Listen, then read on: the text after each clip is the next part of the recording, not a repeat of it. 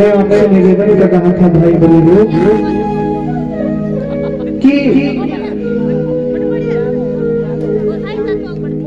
रात हो या दिन, अच्छा समय हो या बुरा, कितना भी बड़ा भय उपस्थित हो जाए, यदि श्रद्धा भाव के साथ गौ माता से प्रार्थना की जाए तो वो हमारा बुरा समय टल जाए। श्री कृष्ण गीता में बोलते स्वल्प मध्यस्य धर्मस्य त्रायते महतो भयात्। यदि आज हमने गौ माँ की सेवा की, गौ माँ की कथा सुनी, गौ माँ की महिमा को सुना, गौ सेवा को अपने शरीर से किया, तन से, मन से, धन से गौ माँ के चरणों में समर्पित हो गए, तो वो गौ माँ की सेवा कभी व्यर्थ नहीं जाती, वो सेवा सदैव हमारे साथ रहती है। एक राजा हुए हैं जिनका नाम था राजा ऋतंभर। कथा आती है देवमानस में कि राजा ऋतंभर बड़े ही श्रद्धा भाव के साथ गौ माँ की सेवा किया करते, अपने सब गुरुजनों के साथ, अपने परमात्मा के साथ, अपने इष्ट के साथ उनका ऐसा संबंध जुड़ गया कि भगवान को ही वो हर प्रकार से समर्पित हो गए। एक बार की रात राजा ऋतंभर के पास उनकी धर्म पत्नी विराजमान थी। उनकी धर्म पत्नी ने राजा ऋतंभर से कहा, महाराज इतना समय हो गया हमें, आपका इतना बड़ा साम्राज्य, आपका इतना बड़ा शासन, सब कुछ होने के बाद भी एक बहुत बड़ा दुख हमारे जीवन में है। क्या दुख है? बोले हमें कोई संतान नहीं है, हमें कोई पुत्र नहीं है, इतने बड़े साम्राज्य को, इतने बड़े बड़े विशाल वैभव को संभालेगा कौन हमारे बाद? तब राजा ऋतंभर के मन में भाव आया कि किसी अच्छे संत महापुरुष से, गुरुजनों से पूछेंगे, हमसे कोई गलती हो गई, हमसे कोई अपराध हो गया, जो हम ब्रह्मा के, जो हम बिना संतान के रह गए हैं। प्रश्न मन में जागृत हुआ, लेकिन संयोगवश आकस्मिक राजा ऋतंभर के राज्य में एक बार एक महात्मा आए जिनका नाम था जावाली ऋषि। जावाली ऋषि आए, राजा ऋतंभर ने उनका बहुत आदर किया, सम्मान किया और उन्हें अपने सिंहासन पर बिठाया, उनके चरणों को धोया। देखो आपके घर में, आपके नगर में, आपके गांव में कोई साधु आए, कोई संत आए, कोई अच्छे महापुरुष आए तो उनका आदर करो, उनका सम्मान करो। बड़ों का आदर करना चाहिए, संतों का, गुरुजनों का सदैव सम्मान करना चाहिए, उनसे सब शिक्षाएं लेनी चाहिए। अभिवादनशीलस्य नित्यं वृद्धोपसेव्या चत्वारि तस्य वर्धन्ते आयु विद्या यशो बलम्। जो बड़े को, बड़े लोगों को, बड़े लोग माने धन पद प्रतिष्ठा से बड़े नहीं, तो बोले बड़ेपन का मतलब क्या है? तो हमारे धर्मशास्त्र में है कि धन वृद्धा, बल वृद्धा, आयु वृद्धस्तथैव च, ते सर्वेऽपि यार वृद्धाश्च किंकरा शिष्य किंकरा। कोई आयु में बड़े हैं, कोई धन में बड़े हैं, कोई पद में बड़े हैं, कोई प्रतिष्ठा में बड़े हैं, कोई बल में बड़े हैं, लेकिन सबसे बड़ा बड़प्पन तो कहा जाता है जो ज्ञान में बड़ा है। उसकी आयु भले ही कम हो, लेकिन ज्ञान में बड़ा है तो उसको शीश झुकाकर प्रणाम करना चाहिए। भागवत की कथा सुनाने वाले श्री सूत जी महाराज और कथा सुनने वाले बड़े बड़े आयु में बड़े बड़े महात्मा 88,000 संत, लेकिन जब सूत जी वहां पर आए तो सारे महात्मा बड़ी बड़ी उम्र वाले भी थे, वो सब खड़े हो गए और खड़े होकर श्री सूत जी का सम्मान किया। क्यों किया? ये उनकी आयु का सम्मान नहीं है, ये उनके ज्ञान का सम्मान है, उनके ज्ञान का आदर है। इसलिए साधु संत हमारे जीवन में आए, हमारे घर में आए, हमारे नगर में आए, उनका सदैव आदर करो। संत ब्राह्मणों की सेवा ही सबसे बड़ी सेवा है, क्योंकि क्योंकि ये लोग तो गौ सेवा में लगाने वाले हैं। इसलिए भाव और प्रेम के साथ समर्पण भाव करके रखिएगा। राजा ऋतंभर ने जाबाली ऋषि को देखा और जाबाली ऋषि के चरणों में अपना मस्तक रख दिया और प्रणाम करके नीचे बैठ गए धरती पर और कहा, ऋषिवर आपने मेरे ऊपर बड़ी कृपा की, आपने मेरे ऊपर बड़ा अनुग्रह किया। लेकिन आकस्मिक राजा ऋतंभर रोने लगे। जाबाली ऋषि के सामने बैठकर उनकी आंखों में आंसू आ गए। जाबाली ऋषि ने पूछा, राजन तुम रोते क्यों? तुम्हें रोना किस लिए आ रहा है? तब राजा ऋतंभर ने जाबाली मुनि से कहा, गुरुदेव मेरे घर में सब कुछ है, मेरे राज्य में सब कुछ है, मेरी पत्नी इतनी अच्छी सुशीला पतिव्रता सुंदर गुणों को धारण करने वाली, लेकिन केवल एक चीज की कमी मेरे संतान नहीं है। मुझे कोई संतान हो जाए, आपकी कृपा हो तो मुझे संतान की प्राप्ति हो जाए। आप मुझे बताइए मुझे क्या करना है? मुझे संतान की प्राप्ति हो उसके लिए मुझे क्या करना है? आप मुझे बताइएगा। तब राजा ऋतंभर को जाबाली मुनि कहते हैं, राजन इस संसार में 3 देव ऐसे हैं जिनकी कृपा से संतान की प्राप्ति होती है। 3 देव। उन 3 देवों में पहले कौन है? बोले विष्णु प्रसाद गोशापि शिवस्यापि अथवा पुनः साचापिर्कं रक्षेत् पुत्रपौत्र परिव्रता। जाबाली मुनि कहते कि भैया 3 देव ऐसे जिनकी कृपा से संतान की प्राप्ति होती है। इन तीनों में से किसी एक की सेवा कर ली जाए तो संतान की प्राप्ति होगी। वो 3 कौन से? बोले पहले भगवान श्री हरि नारायण श्री विष्णु राम कृष्ण, इनकी सेवा की जाए, इनको समर्पित कर दिया जाए इनको। दूसरे भगवान शिव, भगवान शिव की कृपा से संतान हो जाती है। और तीसरी है गौ माता, गाय की सेवा से। और ध्यान देना, जाबाली ऋषि ने यहाँ पर एक बहुत बड़ी बात कही है। उन्होंने कहा है कि भगवान श्री विष्णु राम कृष्ण और भगवान शिव, इन तीनों को भी जब यदि प्रसन्न करना है तो तन मन धन से गौ माता की सेवा में लग जाओ। गौ सेवा से सारे देवता अपने आप प्रसन्न हो जाएंगे और गौ माता प्रसन्न हो गई तो आपको संतान की प्राप्ति भी हो जाएगी। अब तो भाई भाइयों, राजा ने आदर पूर्वक मुनि से पूछा है, गुरुदेव मुझे बताइएगा मैं गौ माता की सेवा किस प्रकार से करूं?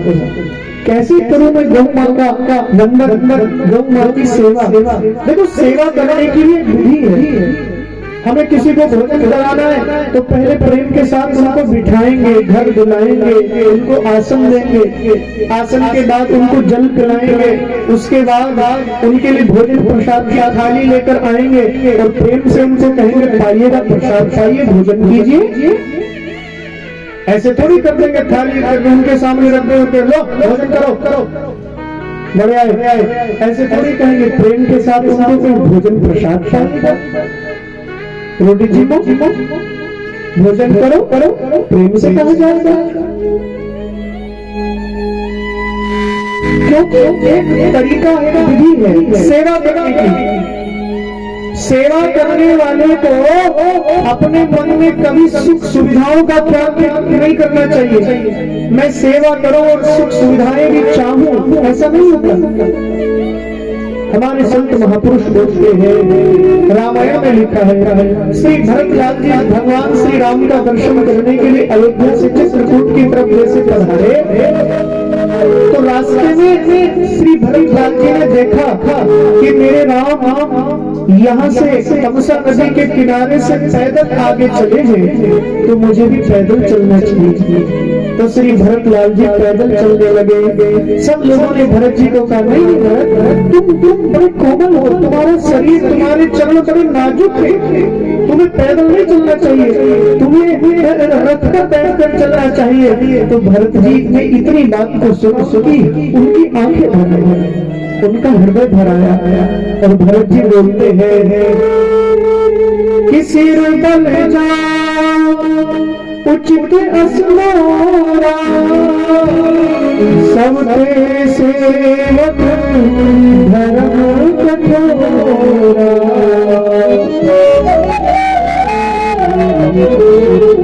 श्री भरत लाल जी बोलते हैं कि मेरे लिए उचित तो ये है कि मेरे राम अपने पैरों से चलकर गए हैं, तो मैं सिर के बल चलकर जाऊं, अपने सिर से चलकर जाऊं, लेकिन ये मुझसे होगा नहीं। क्यों? क्योंकि सेवक धर्म सबसे सेवक धर्म कठोरा, ये सेवक धर्म सबसे कठोर है, बड़ा कठोर धर्म है सेवक धर्म। तो कहने का भाव मेरा ये है भाई बंधु, सेवा करने की भी एक विधि होती है, एक तरीका होता है, हर कार्य की एक विधि है। भगवान श्री राम के भक्त जावाली मुनि से राजा ऋतंभर ने पूछा, गुरुदेव मुझे बताइएगा कि वो सेवा कैसे की जाएगी गौ माता की। तब श्री जावाली मुनि ने राजा ऋतंभर को गौ सेवा करने का एक तरीका बताया। बोले स्वयं गौ सेवा का व्रत ले, अपने मन में संकल्प ले।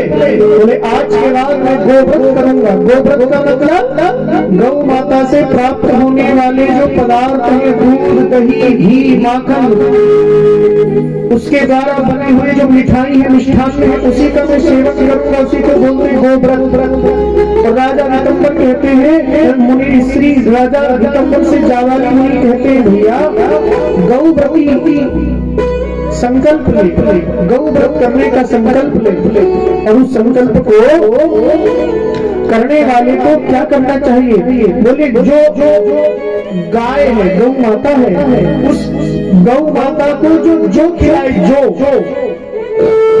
जो खिलाकर बाद में गौ माता जो गोबर करती है, उसके गोबर में जो निकलते हैं, उन निकले हुए जो को चुनकर उनका संग्रह कर लेना चाहिए, उनको इकट्ठा कर लेना चाहिए।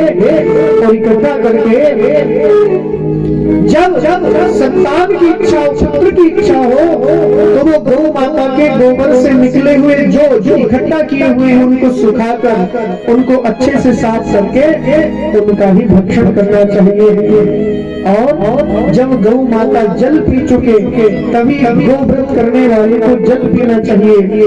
जो गौ माता ऊंची जगह पर रहे, ऊंचे स्थान पर रहे, तो जो गोव्रती है उसको नीची जगह पर अपना आसन लगाना चाहिए।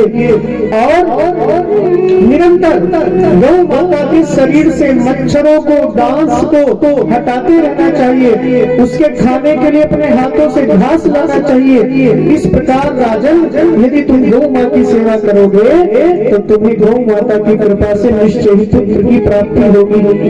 कहकर जावाली ऋषि वहां से चले गए और पुत्रकामी धर्मात्मा राजा ऋतंभर ने प्रेम और भाव के साथ गौ माता की सेवा प्रारंभ कर दी। गौ सेवा का व्रत धारण कर लिया। एक बार की बात, राजा ऋतंभर एक दिन वन में गौ माता के साथ गए और गौ माता को चराने के लिए बहुत सुंदर सुंदर एक हरी हरी घास का एक बहुत दिव्य मैदान था, एक सुंदर स्थान था। उस स्थान पर गौ माता को लेकर गए। गौ माता हरी हरी घास करने लगी, लेकिन उसी समय उस वन के अंदर एक वनराज रहता था, एक सिंह रहता था। उस शेर ने आकर गौ माता को देखा तो गौ माता के ऊपर उस सिंह ने आक्रमण कर दिया और गौ माता के कंठ को उस सिंह ने पकड़ लिया। जैसे सिंह ने गौ माता के कंठ को पकड़ा तो गौ माता जोर जोर से रहाने लगी, जोर जोर से बड़े कातर भाव से आवाज लगाने लगी। राजा ऋतंभर को गौ माता की आवाज सुनाई दी। राजा ऋतंभर दौड़कर गौ माता को बचाने के लिए इससे पहले आते कि इतने समय में ही श्री उस सिंह ने उस गौ माता के प्राणों को हर लिया। राजा ऋतंभर के सामने गौ माता की हत्या हो गई। गौ माता का भक्षण सिंह ने कर लिया। राजा ऋतंभर तो परेशान हो गए और राजा ऋतंभर रोते हुए अपने गुरुदेव जावाली ऋषि के पास आए। जावाली ऋषि के पास आकर राजा ऋतंभर ने कहा, गुरुदेव बड़ा अद्भुत हो गया है, जो गौ माँ की सेवा करने के लिए मुझे आपने कहा था, उस गौ माँ की सेवा करते करते बड़ा आनंद का जीवन व्यतीत कर रहा था, लेकिन किसी एक वन में उस गौ माता को एक सिंह ने मेरे सामने उसको मार दिया। मुझे गौ हत्या का पाप लग गया। कहा तो मैं गौ माँ की सेवा अपने पुत्र प्राप्ति के लिए कर रहा था, लेकिन मुझे स्वयं को ही गौ हत्या का पाप लग गया। गुरुदेव आप कृपा करें, मुझे इस गौ माँ की हत्या के पाप से बचाएं। सारी घटना को सुनकर जावाली मुनि ने राजा ऋतंभर को कहा, राजन गौ माता की हत्या बहुत बड़ा अपराध है, बहुत बड़ा पाप है। और कहते हैं कि इस पाप से छूटने का और पुत्र की प्राप्ति का जो व्रत तुमने लिया था, इस व्रत को पूरा करने का उपाय एक है। तुम्हें क्या उपाय है? तब राजा ऋतंभर को श्री जावाली मुनि बताते हैं, नियम के अनुसार यदि तुम अनुष्ठान करोगे तो तुम्हारे पाप नष्ट होंगे। बोले क्या अनुष्ठान करना है? तब पद्म पुराण में कथा आती है, धनुर्मास के अंतर्गत श्री जावाली मुनि गौ माता की सेवा का महत्व बता रहे हैं। ध्यान से सुनिएगा कि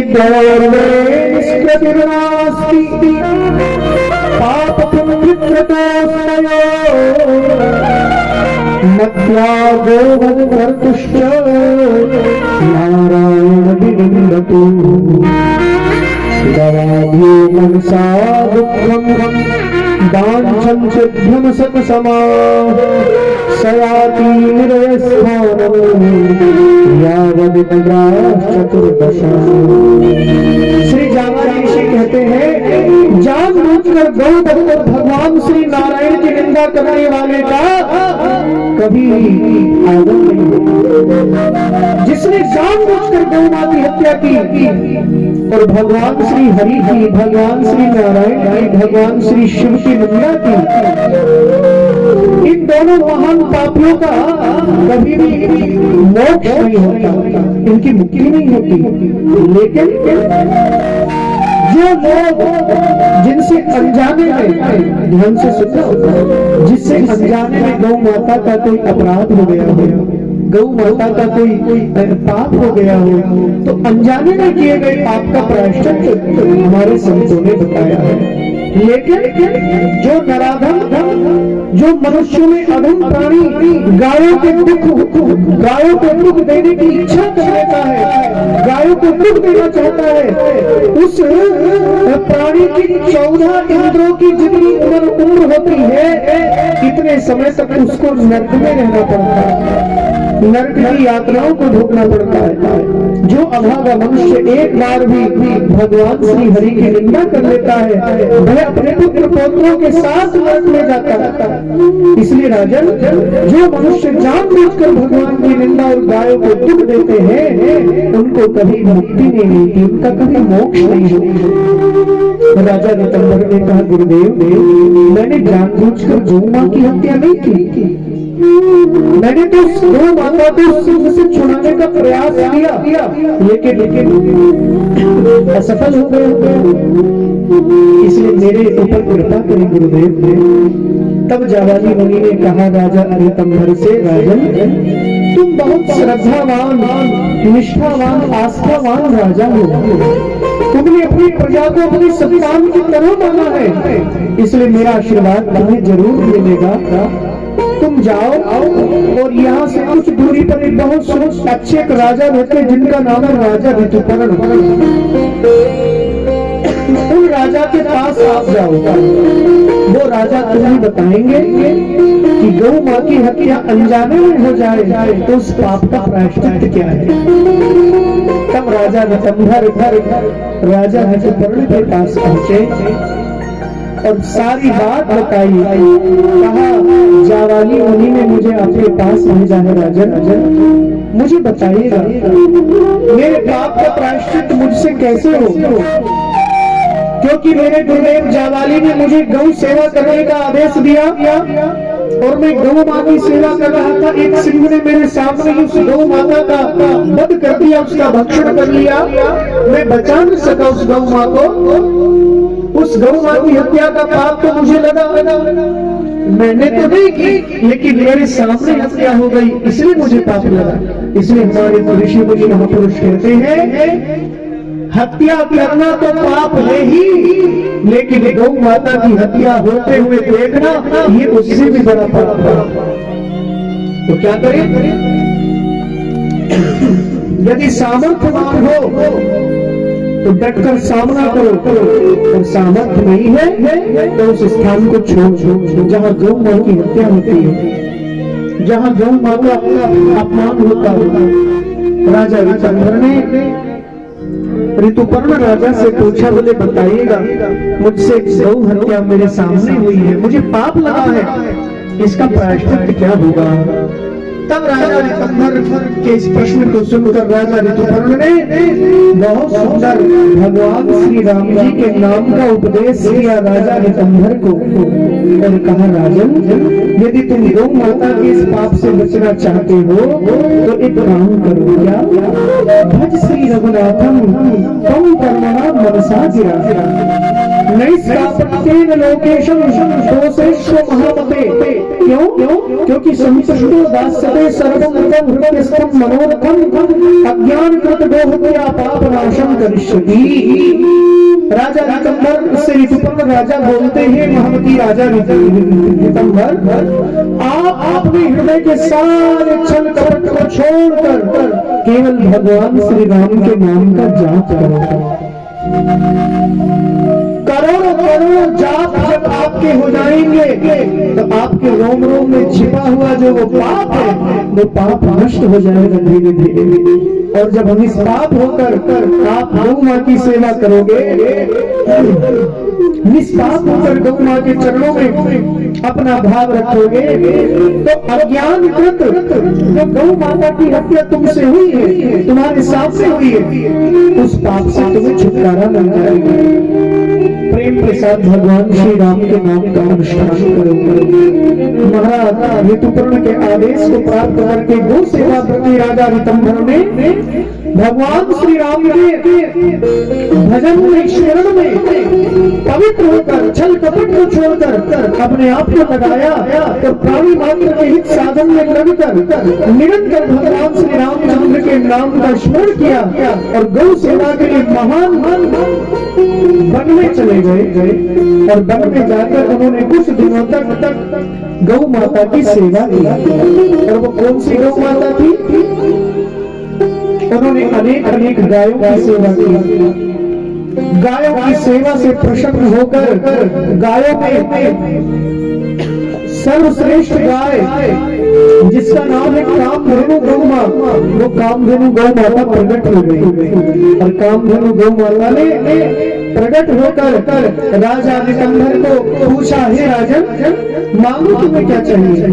तब राजा ऋतंभर ने कहा, माँ मुझे गौ हत्या का पाप लग गया, गौ माता के अपमान का पाप मुझे लग गया, आप मेरी रक्षा करें।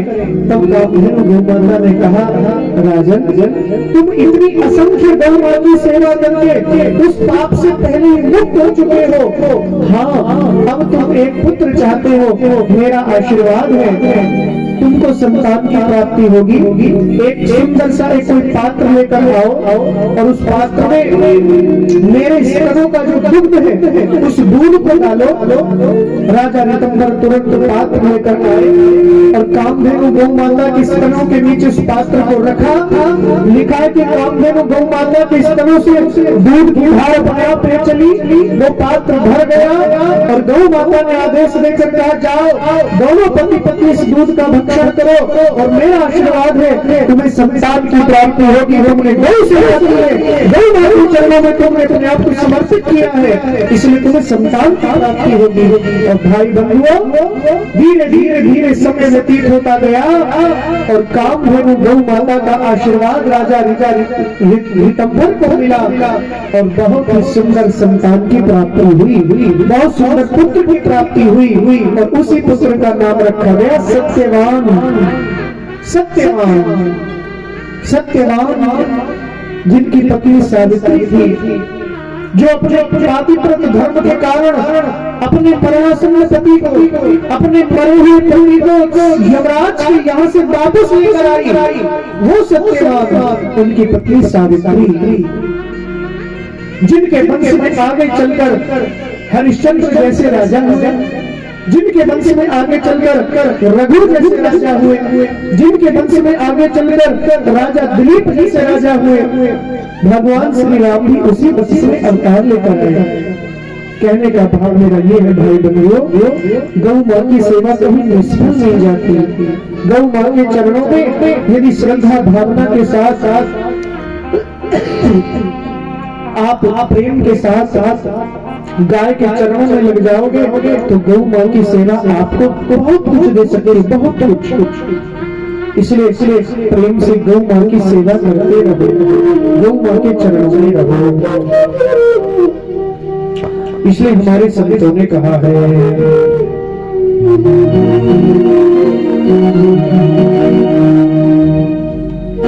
बड़ा सुंदर गौ माता से संबंधित एक बहुत प्यारा एक गीत गाया है, बहुत प्यारा गीत गाया है।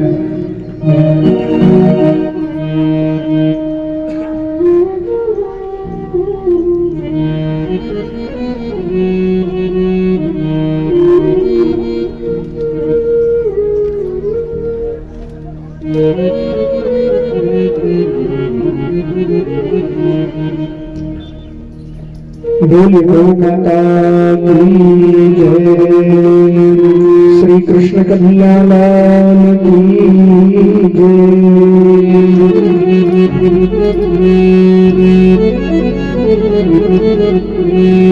उठ जा मुसाफिर मोर भाई, हमरे ने कहा तू सोवत है।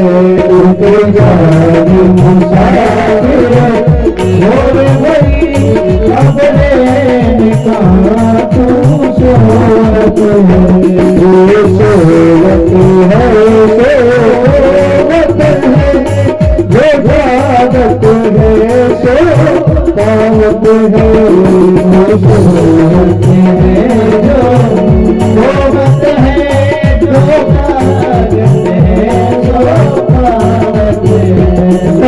नींद से अखियाँ खोल जरा, नींद से अखियाँ खोल जरा, मेरे अपने प्रभु का ध्यान लगा, मेरे अपने प्रभु का ध्यान लगा। यह प्रीत करम की नहीं, प्रभु जागत है तू सोवत है। यह प्रीत करम की नहीं, प्रभु जागत है तू सोवत है। जाग मुसाफिर मोर भाई, हमरे कहा तू सोवत है। जाग मुसाफिर मोर भाई, हमरे कहा तू सोवत है।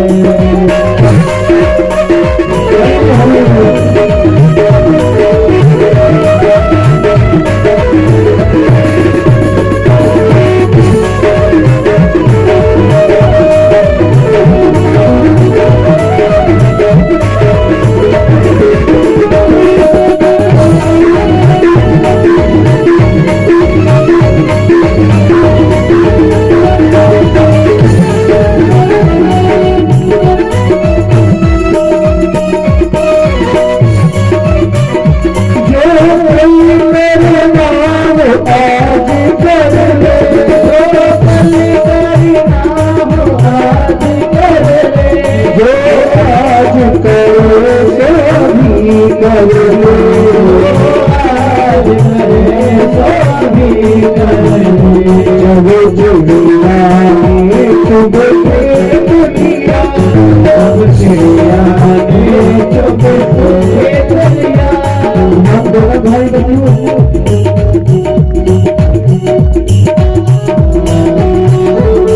हमारे संत महापुरुष बोलते हैं, आज आपके पास समय है,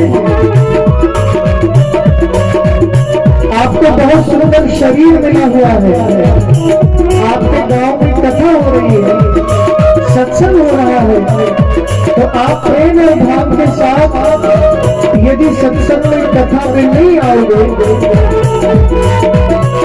सब कुछ सुलभता होने के बाद भी शरीर स्वस्थ है, समय भी आपके पास है, इतना सब कुछ होने के बाद में भी आप कथा में नहीं आओगे, तो एक समय ऐसा आता है भाई बंधुओं, जब आप कथा में आना चाहोगे, आप सत्संग में आना चाहोगे, लेकिन आपका शरीर मना कर देगा, आपका शरीर रहेगा बोले जब मैं स्वस्थ था, जब मैं अच्छा था, जब मैं ठीक था, तब तो तूने कथा की तरफ मन नहीं लगाया, तूने गौ सेवा की तरफ मन नहीं लगाया, तूने समाज सेवा राष्ट्र की सेवा में अपने आप को समर्पित नहीं किया, लेकिन आज जब ये शरीर में सांस नहीं दे रहा हूँ तेरा, तो तुझे कथा याद आती है, तुझे सत्संग याद आता है। इसलिए हमारे संत महापुरुष कहते हैं कि अच्छा काम करने का मन में आपके आए तो उसी समय उस अच्छे काम को कर डालो,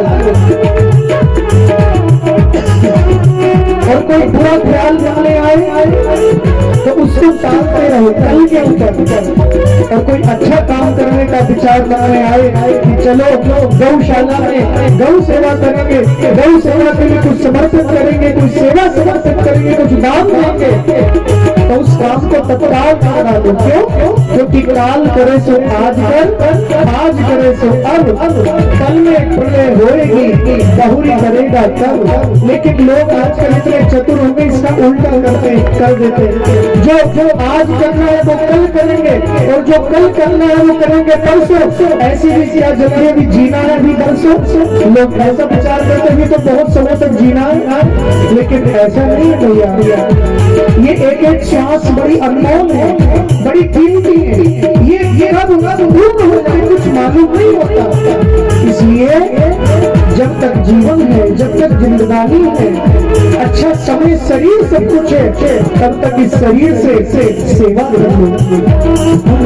भगवान ने हमें बल दिया है तो किसी को सताने के लिए नहीं, भगवान ने हमें बल दिया है तो किसी निर्बल की सहायता के लिए, भगवान ने हमें ज्ञान दिया है तो अभिमान करने के लिए नहीं, भगवान ने हमें ज्ञान दिया तो किसी अज्ञानी की सेवा सहायता करने के लिए, भगवान ने हमें धन दिया है तो अहंकार करने के लिए नहीं, भगवान ने हमें धन दिया है तो गौ सेवा करने के लिए, समाज सेवा करने के लिए।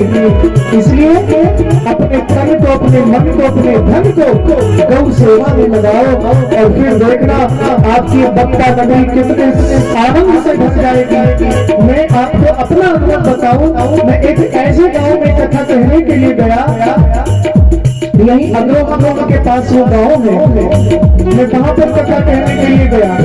आज से लगभग 6 साल पुरानी ये बात है, 6 साल पहले वहां पर कथा हुई,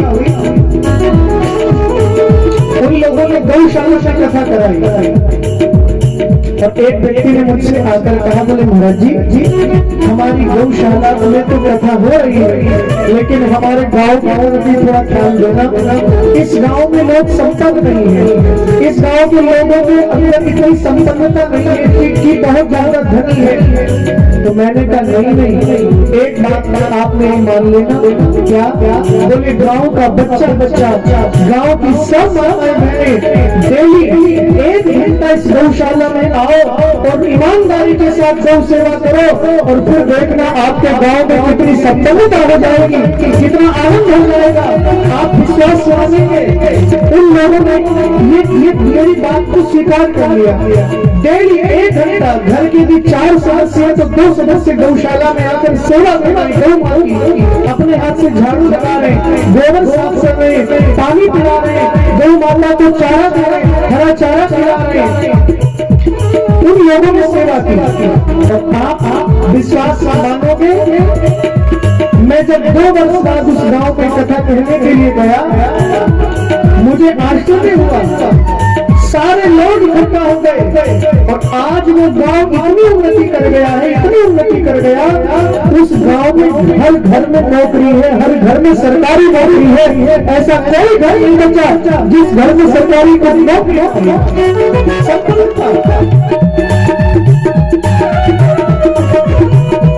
गौ माता की कृपा से संपन्नता आ गई।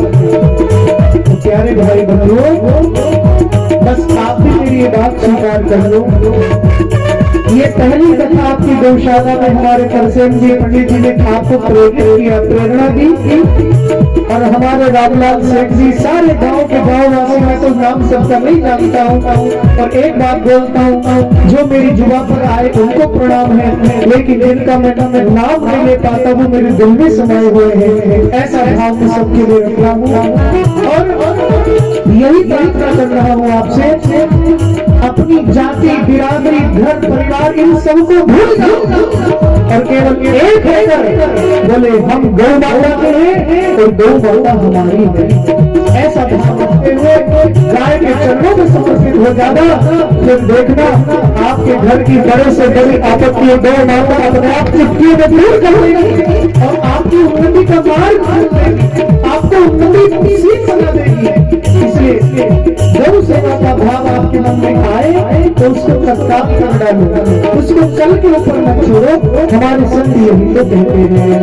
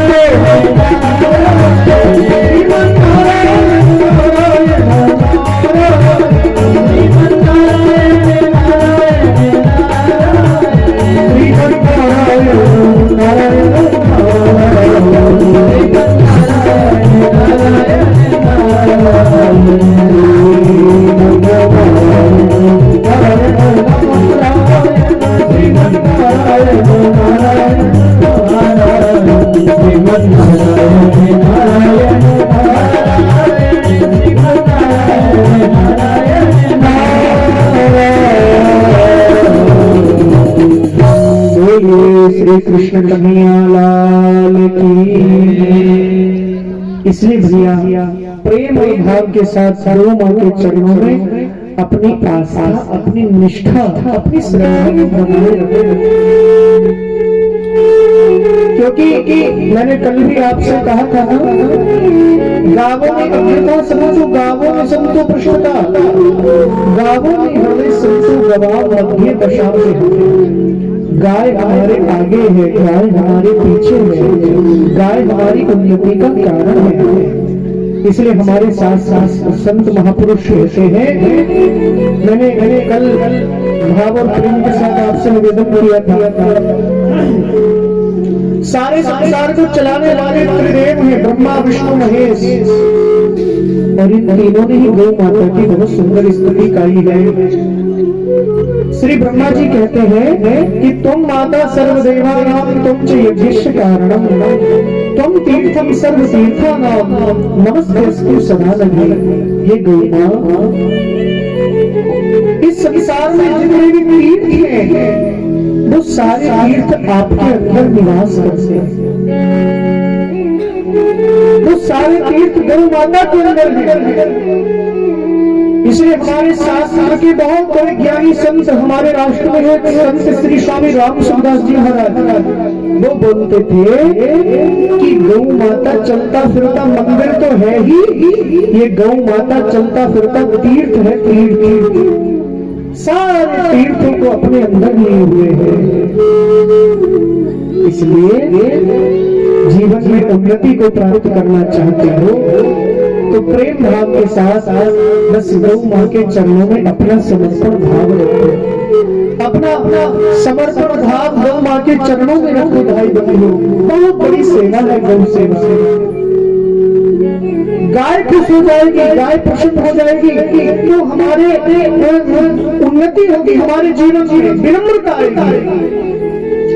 एक महात्मा से किसी ने पूछा, बोले महाराज जी बात बताओ, इस संसार में उन्नति होती कैसे? संसार के लोग उन्नति कैसे करते हैं, किस विधि से करते हैं? तो संतों ने कहा, बोले भैया उन्नति कराने का तो एक ही रास्ता है। बोले क्या? बोले विनम्र हो जाओ, अपने जीवन में निभाना सीख लो, निभकर चलो, विनम्रता को धारण करके चलो, आपके जीवन में उन्नति के दरवाजे खुल जाएंगे। कैसे कर चले?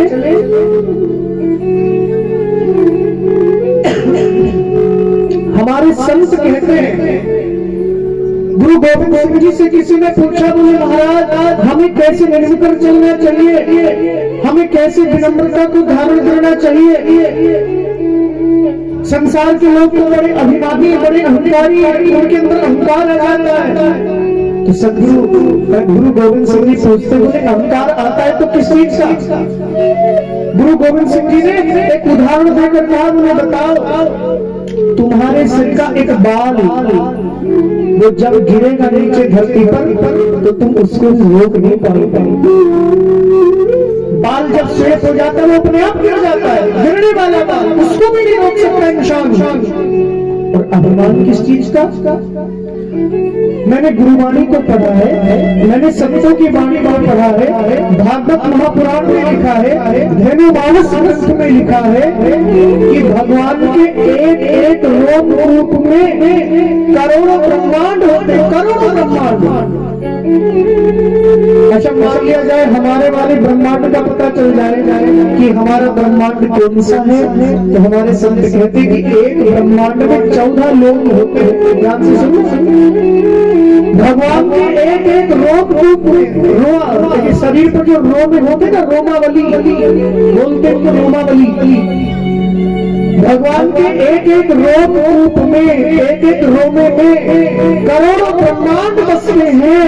यदि हमारे ब्रह्मांड को पता चल जाए तो आप ध्यान से सुनिएगा, एक ब्रह्मांड में 14 लोक होंगे, 14 लोक में 3 लोक मुख्य होते, 3 लोक में मृत्यु लोक होता है, मृत्यु लोक में 7 द्वीप होंगे, 7 द्वीप में जम्बूद्वीप है, जम्बूद्वीप में 9 वर्ष है, 9 वर्ष में भारतवर्ष है, भारतवर्ष में हरियाणा प्रांत है, हरियाणा प्रांत में सिरसा जिला है। सिरसा जिले में ये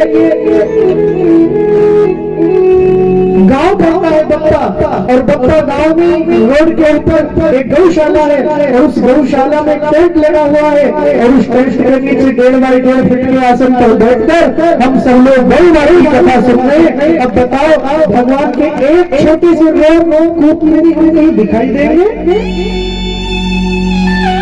हमारा कहीं पता चलेगा? बिल्कुल पता नहीं चलेगा। इसलिए जीवन में कोई अभिमान मत करो, बस एक भाव अपने मन में रखो, क्या कि मैं हूँ श्री भगवान का, मेरे हैं भगवान, यह अनुभव करते चलो, तज ममता अभिमान, मैं केवल भगवान का हूं। मुझे जो मेरे गुरुदेव ने आदेश दिया है, मैं केवल उसका पालन कर रहा हूं। मेरे केवल भगवान है, और भगवान के सिवा मेरा कोई और नहीं है। संसार के रिश्ते नाते तो केवल इस दुनिया तक है। हमारे महापुरुषों ने कहा, किसकी माई, किसका भाई, किसका परिवार, भूली दुनिया पर जावे मैं चिन्हों करता हूं। भाई भाइयों, पत्नी, बच्चे, परिवार, सखा। कबीर जी से किसी ने पूछा, बोले सुत वित नारी, 3 आशाएं, सुत वित और नारी, ये 3 इच्छाएं सबके अंदर होती हैं। इनको त्यागना ही सबसे बड़ा त्याग है। तो कबीरदास जी से जब कबीरदास जी ने बात कही तो किसी ने पूछा, क्या बोल रहे हो? पत्नी को, बच्चे को, परिवार को छोड़ने का बोल रहे हो आप? ऐसा कैसे कर सकते? बोले नहीं। कबीरदास जी ने कहा, ये नहीं कह रहा कि आप पत्नी, बच्चे, घर परिवार इन सबको छोड़ो, बिल्कुल मत छोड़ना। इनकी सेवा करो, इनका ध्यान रखो, इनका ख्याल करो, लेकिन इनके प्रति तुम्हारे मन में जो मोह है, उस मोह को छोड़ने का काम करो, उस मोह को दूर करने का काम करो। बोले वो कैसे होगा? बोले वो संतों की शरण में आने से हो सकता कि कुछ ना बिगड़ेगा तुम्हारा गुरु शरण आने के बाद, हर खुशी मिल जाएगी चरणों में झुक जाने के बाद, कि देख कर भ्रमर मत हो निराश, बंद कलिया फिर खिलेगी रात ढल जाने के बाद। इसलिए अपनी मन में कोई अभिमान नहीं करना है। हम जैसे हैं भगवान के हैं, हम केवल भगवान के होकर, भगवान के बनकर, भगवान के लिए भगवान का नाम जप करते रहे, बस इसमें कल्याण हो जाएगा।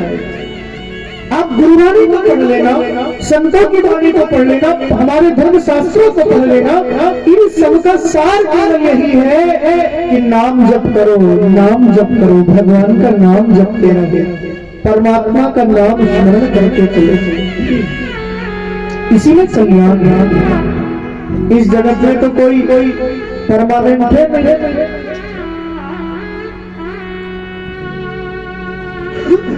कोई परमानेंट नहीं इस जगत में।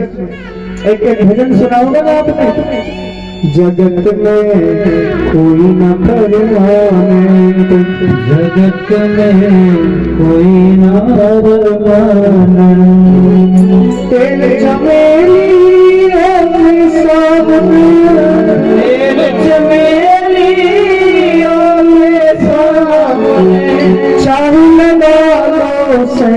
जगत में कोई न परमानेंट, जगत में कोई न परमानेंट, जगत में कोई न परमानेंट। अब देखो ये भजन है, संतों ने गाया ये वाला भजन, बोले कि इस जगत में कोई परमानेंट नहीं है।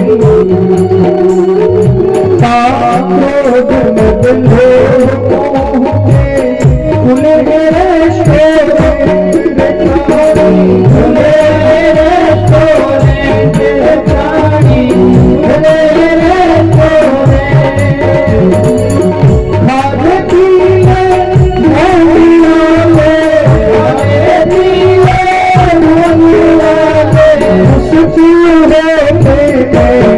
भजने राम नाम हर भजने राम नाम हर गमन लाभ रही जगने जगत है जगत